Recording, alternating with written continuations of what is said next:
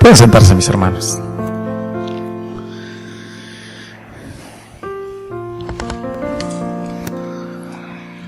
Siempre me gustó la relación de dos pastores que admiraba, siempre admiré bastante. Lo sigo admirando a pesar de que uno ya partió con el Señor. Pero eran dos amigos increíbles. Se reunían a veces para bendecir al pueblo de México y toda Latinoamérica, dos grandes teólogos, el Les Thompson y el pastor Gerald Niehaus. Y eran grandes amigos que se hacían bromas y le hacían broma a los demás y se divertían mucho. Y recuerdo visitando una etnia, le hicieron la broma a otro amigo, otro teólogo muy serio, un señor altote, como ellos eran también, güero estadounidense. Le dijeron a muchos niños, les repartieron dulces, una treintena de niños allí, y les dijeron, cuando venga el pastor, ustedes corren, lo abrazan, ¿verdad? Todos, y gritan, papi, papi, ¿no? Y pues ya saben, ¿no? El señor grandote, güero, ojos azules, cabello, bueno, poco cabello. Y los chiquillos todos morenitos, sucios, ¿no? Sus pies descalzos, llenos de lodo, es un lugar de allá de Chiapas, y todos polvosos, despeinados, y corren todos, ¿no? Y lo abrazan y le gritan así, papi, papi, y lo jaloneaban, y él se queda espantado, ¿no? Se pone rojo, ¿no? Porque pues, hay toda la gente ahí que lo están viendo, y todos los niños le gritan papá, ¿no? Y todos muertos de risa porque sabíamos que era una broma, ¿no? El capítulo 103 de los Salmos nos dice un texto bien interesante, esa parte que leímos, pero empieza diciendo, bendice alma mía Jehová y bendiga todo mi ser su santo nombre, porque Él perdona todas tus iniquidades, porque Él sana todas tus dolencias, porque Él rescata del hoyo tu vida, porque te corona de favores y misericordias, porque sacia de bien tu boca, de modo que te rejuvenezcas como el águila. Pero es la expresión de decir, Dios, voy a hacerlo como en la vida terrenal los padres deberían bendecir a los hijos. De hecho, en la mayor parte de las Escrituras lo que encontramos es una denuncia. Y en este caso la denuncia a padres que desde la antigüedad bíblica no cuidaron a sus hijos, no los cuidaron. Hay un descuido terrible de esa parte de la humanidad. Jeremías nos narra escenas terribles, que nos dice, las manos de mujeres piadosas cosieron a sus hijos, ¿no? Él mismo en Lamentaciones nos dice, sus propios hijos les sirvieron de comida en el día del quebrantamiento de la hija de mi pueblo. Había que sobrevivir a costa de los hijos aún, ¿no? Y son denuncias en su mayoría, pero levantándose él para decir, yo soy el Padre amante de todos los siglos, cuya atención, cuidado es especial. Como la de un padre debió haber tenido a sus hijos, mejor aún. Si eso pasó en los tiempos bíblicos, mis hermanos, en la actualidad, según el DIF nacional, el Sistema Nacional para el Desarrollo Integral de la Familia, expresa que hay un abandono o un aumento de abandono infantil, ¿no? En 2011 habían cerca de 18,000 niños en situaciones de abandono. Para el 2013, 25,700. Y así sigue creciendo, 30-40% al año. Y en el 2016 ni siquiera nos lo registran. Nos quieren decir que perdieron la cuenta, ¿no? Hay infinidad de testimonios al escuchar a los adultos donde hay un dolor no superado. Creyentes, ¿no? Por el injusto abandono del Padre. Hay dolor en sus corazones. Y Dios nos dice algo interesante en el texto que hemos leído. Oramos. Gracias, Señor, Gracias porque nos das la oportunidad, Padre, de compartir tu palabra, Señor, de llevar a tu pueblo hacia ese alimento espiritual. Aliméntalos tú, Señor, susténtalos, habla a sus corazones. Sea así en el nombre de Jesús. Amén. Y el texto nos dice, como el Padre se compadece de los hijos, se compadece Jehová de los que le temen. ¿Cómo es que se compadece? Se compadece mostrándose como el Padre amante, ¿no? Es Jehová, dice, que se compadece de los que le temen, en ese amor grande, profundo de Dios como nuestro Padre amante. Y se compadece de los hijos, mis hermanos, o hijos de diferentes condiciones, hablando en primer lugar de los que son débiles en cuanto a conocimientos de Dios y los instruye, ¿no? Dios siempre llevando a su pueblo hacia la instrucción, a cada persona en particular, y allá como le dice en Proverbios 22:6, instruye al niño en su camino y aun cuando fuere viejo no se apartará de él, hablándole a un padre. Pero no es un asunto de Dios diciéndole, los vas a sentar y les vas a abrir un manual y ahí les vas a contar historias, sino despiértales el deseo por la vida, ¿no? Instrúyeles en un asunto que es de vida o muerte. Tiene mucho que ver en ese texto la situación de un recién nacido, ¿no? Un recién nacido que puede no entenderlo lo que decimos, o no lo entiende definitivamente, pero tiene que comer en los primeros minutos de su existencia, ¿no? Y tiene que saborear de la vida misma, del pecho de su madre. Y el judío tenía una manera particular de despertar esa hambre. Le ponía al niño miel de dátil con el dedito, su madre en su boquita. El niño la saboreaba en su poca capacidad de saborear, ¿no? Y después ponía esa misma miel de dátil en la fuente del alimento del niño, ¿no? Y el niño seguía saboreando aquella miel y empezaba a alimentarse. Después sabía que no necesitaba que hubiera esa miel allí, porque de ese instrumento salía lo que era su vida misma. Y Dios le dice a los padres, instrúyanlos de tal manera que despierten su amor por lo eterno. Es ahí donde está la falla del Padre. Pero dice Dios, yo me encargo de instruirlos. Eso es lindo. Saber, mis hermanos, que el asunto de mi instrucción es asunto de Dios y solamente suyo. Y eso de veras que causa alegría. Nos sustenta a través de su santa palabra en el Espíritu Santo, en el poder del Espíritu Santo. Un Pablo que le dice a Timoteo, toda la Escritura es inspirada por Dios, útil para enseñar, para redarguir, para corregir, para instruir en justicia, a fin de que el hombre de Dios sea perfecto, enteramente preparado para toda buena obra. Pero es Dios el que despierta en nuestras vidas su sed y hambre por su palabra, y nos está instruyendo continuamente.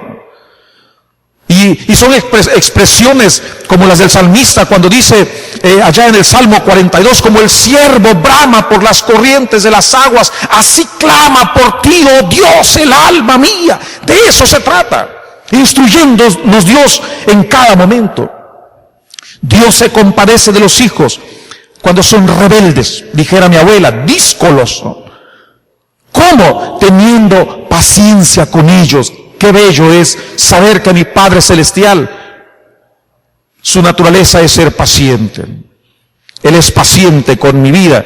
Jeremías lo expresa a su pueblo en medio de la rebeldía de un pueblo cuando les dice, con amor eterno te he amado, por tanto te prolongué mi misericordia. Pero también Dios muestra ese carácter de Padre amante, apiadándose de los enfermos y los consuela. Porque dice el texto, el mismo David, Él sana a los quebrantados de corazón y venda sus heridas. Los reyes, mis hermanos, los grandes gobernantes de la tierra, creen que son grandes a causa de su encumbramiento. Pero Jehová es grande a causa de su condescendencia. Mírenlo, miren al Altísimo, que mira por los enfermos, por los tristes, por los que están tristes, por los que viven en desgracia, por los heridos. Se encarga de ellos. El herido no es un abandonado de Dios. Es la oportunidad donde Dios va a actuar, porque Él va a los hospitales como el buen médico. Su profunda simpatía con los que lloran es una marca especial de su bondad. Por eso dice el texto, bienaventurados los que lloran, porque serán grandemente consolados. Y el Señor siempre los está sanando y vendando. Esta no es una tarea nueva para Él. Lo ha hecho desde tiempos antiguos y no es una cosa del pasado de la cual ahora ya está cansado. Él sigue sanando porque es una tarea preciosa en la que se deleita. Está sanando y vendando como lo hacía al principio y nos dice, vengan corazones quebrantados, vengan al médico que nunca se cansa de curar, muéstrenles sus heridas para que Él las venda, para que Él les ponga vendajes limpios, frescos, agradables. Pero Dios tiene que seguir sanando porque el corazón del hombre, el hombre restaurado, el hombre que ha sido llamado de las tinieblas a su luz admirable, todavía está herido. Como cuando sacas una flecha de una parte del cuerpo, aunque la flecha sea arrancada, la herida no cura al instante. Así el pecado, mis hermanos, puede ser arrancado del corazón, pero todavía no hay una cicatriz, no está curada todavía. Las heridas del pecado están bajo tratamiento, son llagas y perturbaciones de la conciencia, suspiros y gemidos del alma hambrienta en busca de gracia. El veneno del colmillo por el pecado, la serpiente misma, ahí se queda, ahí está. Y el Padre amante nos sigue sanando de esas heridas.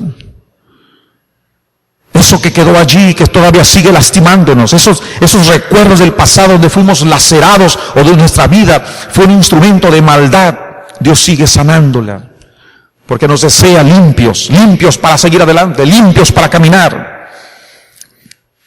El corazón quebrantado es quebrantado de tres formas, es decir, impactado por Dios de tres formas. Primero, por la ley de Dios. Como el delincuente cuando escucha la sentencia de que es culpable, de la cual se le acusa de un crimen y es encontrado culpable.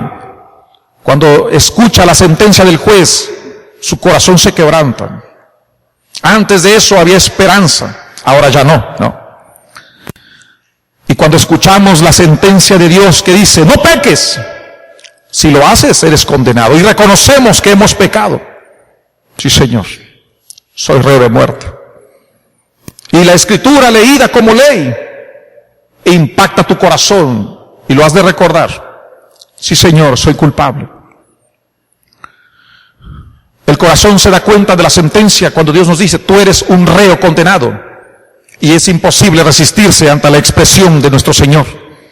Y nuestro corazón se quebranta y dice su palabra, no es mi palabra como un martillo que desmenuza la roca.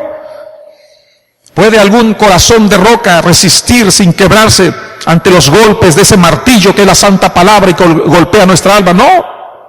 Cada vez que leemos la Biblia, seguro que te pasa lo que me pasa a mí. Oh Señor, eso dices contra mí, eso dices de mí, si es cierto, Señor. Qué malvado soy todavía. Es cierto, Señor, hay arrogancia en mi corazón, hay soberbia en mi corazón, como hay falta de humildad en mi corazón. Sí, Señor, tú tienes razón porque tú me conoces. Y por eso, mis hermanos, es delicioso leer la palabra. Porque todavía al leerla y contemplarnos allí, nuestra fotografía, peor aún, nuestra radiografía, nos lleva a pensar, a decirle, Señor, es la grande tarea que tienes todavía para mi vida. Ayúdame a entenderlo. En segundo lugar, el corazón es quebrantado por el mensaje del Evangelio. Es allí donde el corazón se da cuenta del amor de Dios a través del Evangelio y se quebranta en pedazos. Dice la Escritura, rasgad vuestro corazón, porque Jehová es clemente, es compasivo. Y nuestras almas son sacudidas por la misericordia de Dios. Y podemos entender cuando alguien nos dice, rasguen su corazón, entréguenselo a Dios. A David, la experiencia de lo que pasó cuando para todos, aún los que pensaban que no sabían, le había fallado a su Señor. Aquello que se hizo en oculto y que ahora es conocimiento de todo el mundo. Fue doloroso cuando le dice el profeta Natán, eres tú ese hombre, David, que le dice, David, tengo que contarte una historia. Un hombre, para recibir a sus visitas, mató a la oveja de su vecino, que era como su hija, cuando él tenía una cantidad increíble que no tenía cómo contarlas. Y dice David, qué malvado hombre, él merece pagar con 4 tantos. Y le dice el profeta, eres tú ese hombre, eres tú, David. Y David llora. Ahí está el Salmo 51. Y no dice como Saúl, ahorita lo arreglo. Oh Señor. Y contempla ese corazón que decía Dios, que era como su corazón. Y levanta los pedazos y se los presenta a su Señor. Haga con ellos lo que tenga que hacer. Si algo se puede hacer. Pero hágalo usted, Señor. Y tenemos que declararnos en bancarrota para decirle, hágalo usted. En tercer lugar, el corazón es quebrantado por la gracia de Dios usando la ley y el evangelio. Usando a sus ministros para hacer comprender la ley y les da entendimiento de cómo presentar el evangelio. Y por este medio Dios quebranta el corazón de los pecadores, como un buen martillo el evangelio, como un buen yunque, también la ley. Es importante por eso asistir a los lugares de culto, donde se nos habla el corazón, donde el corazón del penitente puede cobrar ánimo y decir, hay esperanza para mi vida. Cristo emprendió la tarea especial de sanarnos como un médico hábil. Es cierto que los médicos fallan, ¿no? Luchan por conseguirlo, pero algunas veces le fallan. Hay una historia interesante, algunos epitafios se han escrito con la finalidad de ser chuscos. El del emperador Trajano es chusco, pero no a propósito. Se cuenta la historia que este murió en las manos de su médico, no pudo hacer nada. Así que en su tumba escribieron, aquí yace Trajano, el emperador, que puede dar gracias a su médico por haber muerto, dice. Todos lo leen y se ríen. Pero mis hermanos, Cristo emprende la tarea de sanarnos y podemos estar seguros de que lo logrará. Porque Él te dice a ti que estás quebrantado de tu corazón, corre de mi cuenta, yo te voy a sanar. Y uno puede decirle, ¿va uno a curar a sus enemigos? Porque usted y yo somos enemigos de la gloria de Dios. ¿Él va a curarnos? Él va a curarme, que me he declarado como su enemigo en todo momento. Porque el único poder que tenemos, mis hermanos, es para hacer mal. Y para hacer mal con nuestro prójimo, para hacer mal con los hijos de Dios, para hacer mal lo que se nos ocurra. ¿Él va a sanarme a mí? Soy su enemigo. Y Él dice, sí, dice Cristo. Si estás quebrantado de tu corazón, yo te vendaré. Porque Él sana a los quebrantados de corazón y venda sus heridas. Alabado sea el Señor, nuestro Padre amante, nuestro sanador. Porque no tiene reparos para sanarnos, para curar un corazón quebrantado. Y Dios ha designado un médico cuya ciencia es infalible, cuya bondad y cuidado son iguales a su ciencia. Y ese médico es Cristo Jesús, el Hijo de Dios. En ese carácter, hermano, nos ha dado a conocer, dice, ¿quién tiene necesidad de médico sino el que está enfermo? Entonces yo lo sano. Y el profeta Isaías lo presenta en su próxima venida con un lenguaje más sublime. Dice, Él me ha enviado a vendar a los quebrantados de corazón, proclamar libertad a los cautivos y a los presos, apertura de la cárcel. Ese es nuestro Padre amante. Y nuestro Padre amante sana a los que caen, a los que no son fieles en su obra, los levanta en su momento. Cuando alguno le ofende, los perdona. Cuando a alguno le hacen injusticia, qué lindo, Él la repara. Ni siquiera exige que se le haga justicia. Él repara toda injusticia. Eso es bello, encontrarlo en la Escritura. No temas, yo lo haré, dice Dios. Dice que Él, mis hermanos, ama profundamente a los que le temen, dice el texto. Y los que le temen simplemente no es un llamado a temerle a Dios. Temámosle a Dios para que nos bendiga. Es una expresión de la Escritura, un sinónimo para decir sus cristianos, su pueblo, su iglesia, ese pueblo precioso de Dios, el creyente, el temor de Dios, o sea, la iglesia. Mis hermanos, ser iglesia de Dios nos provoca subordinar nuestra voluntad a la suya.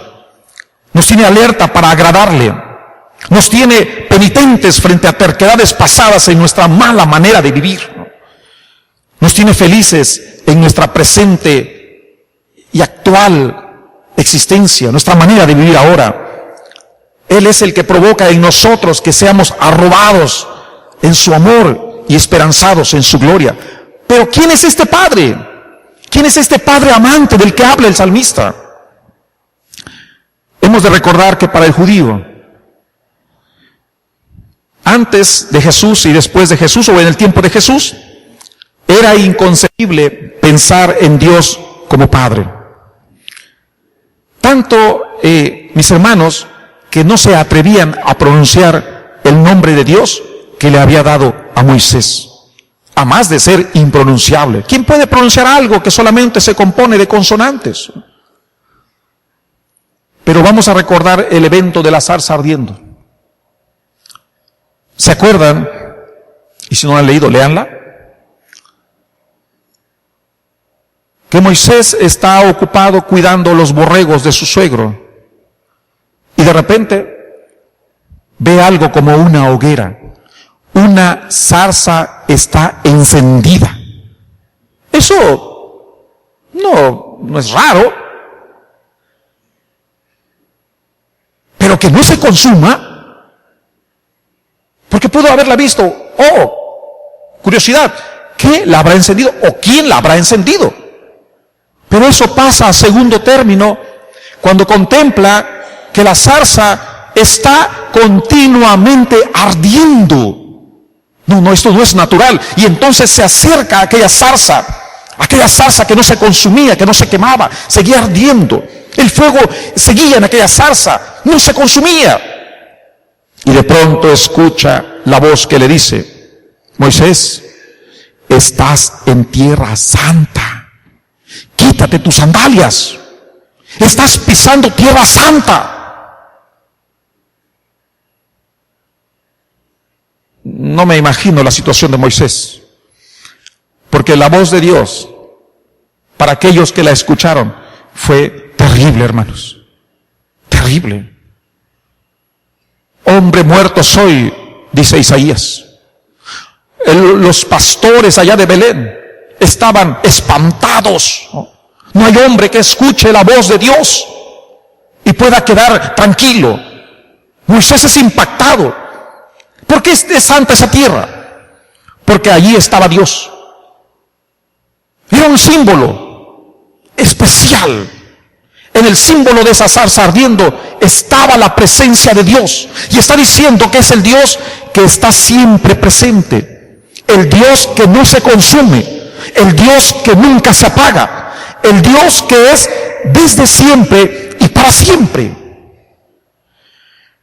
En ese momento, en el símbolo de la zarza ardiendo, estaba Dios ante Moisés. Y diciéndole que Dios nunca nos abandona en los momentos más difíciles, en los momentos de más penuria, en los momentos de más dificultad, en los momentos de mayor tempestad en nuestra vida. Dios nunca nos abandona. Y es cuando Dios más cerca está de nosotros en esos momentos difíciles, de grandes dificultades. Y mis hermanos, es Moisés al que Dios se le presenta así, porque toda esa situación que él vive ahora, antes y después, Dios tiene una situación y una presencia especial.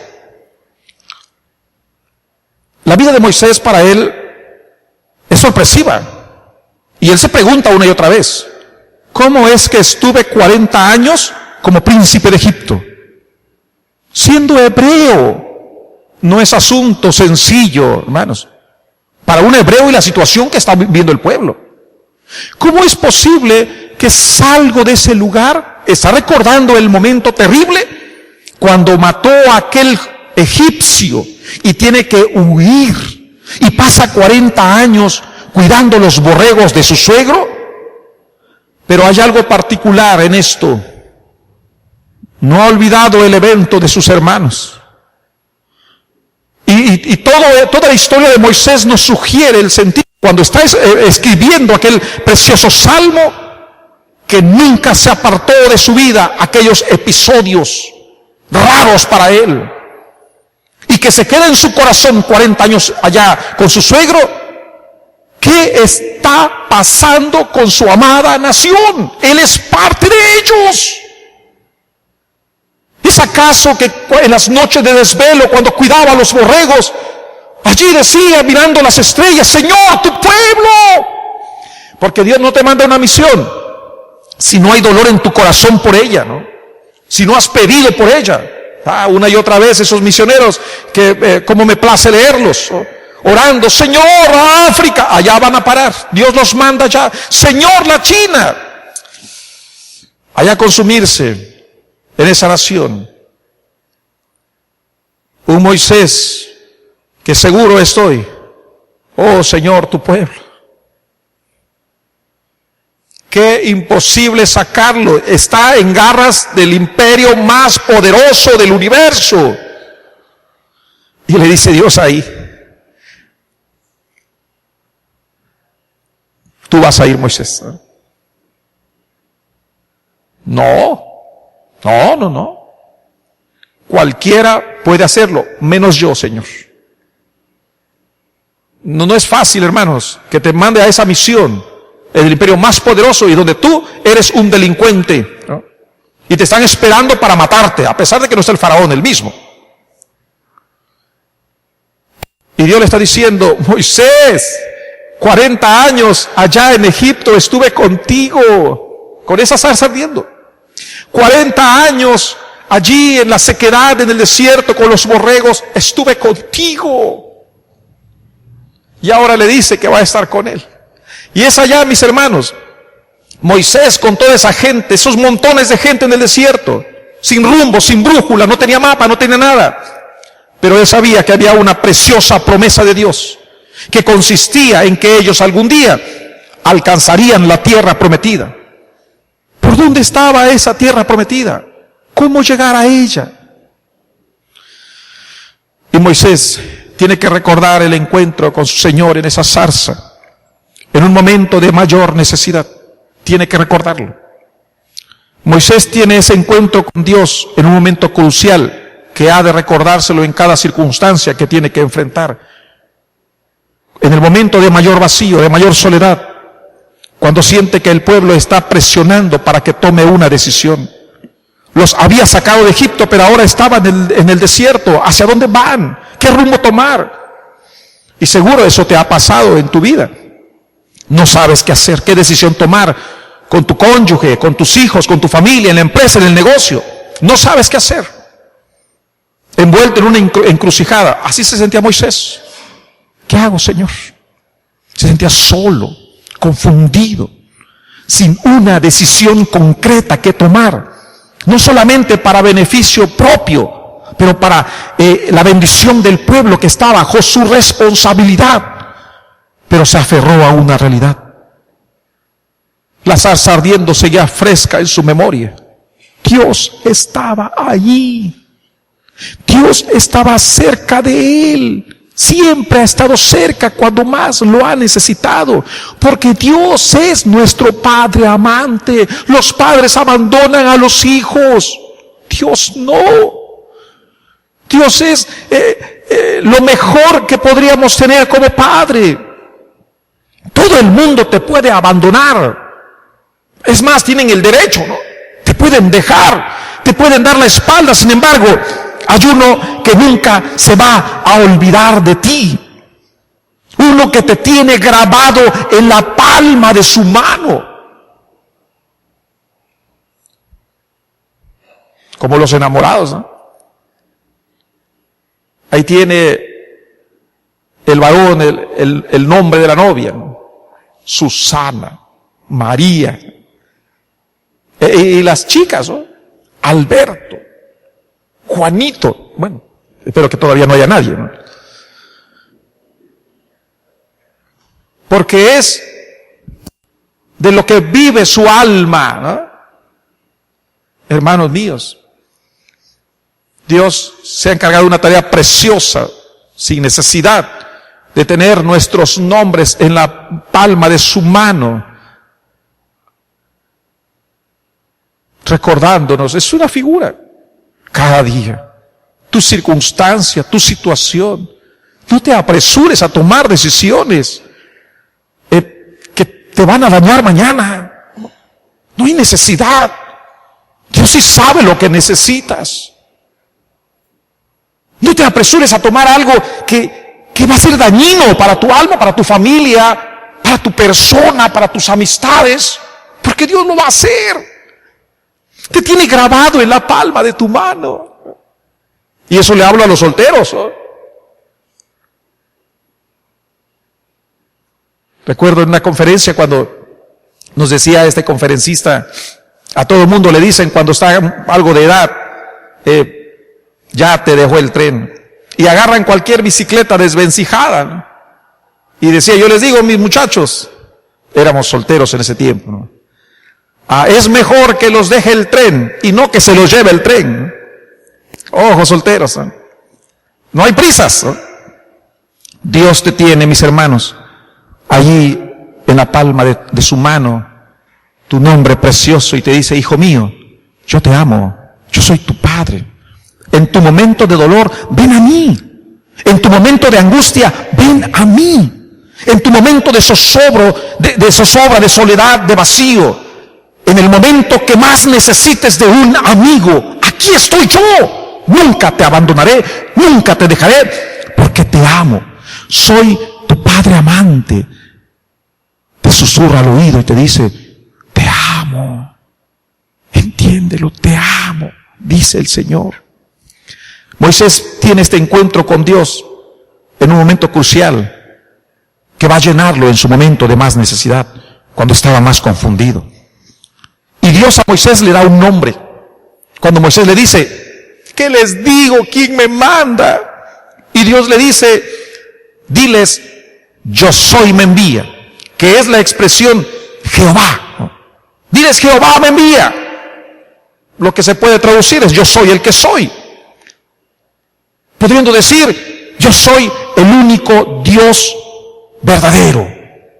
Único y verdadero. Yo soy desde siempre y para siempre. Que vive por sí mismo. El Dios que no tiene pasado, que no tiene presente, que no tiene futuro. Porque Dios, o mejor dicho, no presente no hablemos, ni pasado ni futuro. Dios vive en un eterno presente porque Él es eterno presente. Yo soy, yo estoy contigo hoy y estaré mañana. Y ese nombre, mis hermanos, jamás se pronunciaba en los labios de los hebreos, porque era demasiado sagrado. Ellos lo llamaban por otro nombre, Elohim, Adonai, El Shaddai, Sabaoth. Pero no Jehová, o Yahvé, como se traduce en otras Biblias. Nunca pronunciaban ese nombre. Dios estaba demasiado lejos para ellos, demasiado sagrado para ellos, y por lo tanto no pronunciaban el nombre que Dios le había dado a Moisés en la zarza. Sin embargo, aquí viene Jesús, y no solamente Jesús habla con Dios, sino que Jesús dice que para Él ese Dios eterno es su Abba. ¡Qué lección! Por eso querían apedrearlo. Es su Abba, su papá, a quien se dirigía en tono familiar e íntimo: papito, papi, pa. Para un judío es ser una irreverencia, peor todavía eso. Y no solo eso hizo Jesús, sino que allá en Mateo 6:9 nos enseña en el Padre Nuestro que podemos decirle Padre. Padre. Ustedes le van a decir así a ese Dios impronunciable: Padre nuestro que estás en los cielos, diciéndonos, ya Dios no es el imposible de alcanzar, ya Dios no es el extraño nombre de Él que no podemos mencionar. Dios es cercano, tan cercano que es nuestro papá, nuestro papito, nuestro pa. Mi hijo me dice padre, pero en una situación que nos acostumbramos: hoy es padre, ¿no? Pero no hay esa lejanía como la había con Dios, ¿no? Pero es común: papi, pa. Y la pequeña te abraza, o tu pequeño, y rodea tu cuello, o nuestros hermanos grandes recordarán hoy al nieto, pero bueno, no es lo mismo. Los hijos, papito. Es nuestro Padre y nunca nos va a dejar, porque Él no nos dejará. Y Jesús, que es la manifestación de Dios, el que viene a mostrarnos a Dios en toda su plenitud, en toda su grandeza, en toda su magnificencia, nos dice que le podemos llamar papá. Eso es grandioso. Un santo de la antigüedad trataba de iniciar su tiempo de oración con el Padre Nuestro y solo alcanzaba a decir: Padre Nuestro. Y no podía más, no podía continuar. Su llanto emocionado se lo impedía, donde reconocía que era el hijo del gran rey. Y por lo tanto, qué privilegio tan grande tenía de saber que en todo momento ese rey, que es el Señor del universo, es también su Padre, y que estaba en todo momento con él. Y se ponía a llorar: no merezco tener a un Padre de esta calidad. Y mejor sollozaba mientras estaba en comunión con Él sin decir ninguna palabra. Mis hermanos, pido con todo mi corazón que tú reconozcas la grandeza de Dios, la omnipotencia de Dios, la santidad de Dios, las maravillas que Dios es, pero sobre todo que reconozcas que también Dios es tu Padre y que te ama con amor eterno, que los momentos más difíciles de tu vida es cuando Él está, sin lugar a dudas, más cerca de ti. El Señor me los guarde, me los bendiga siempre. Oramos.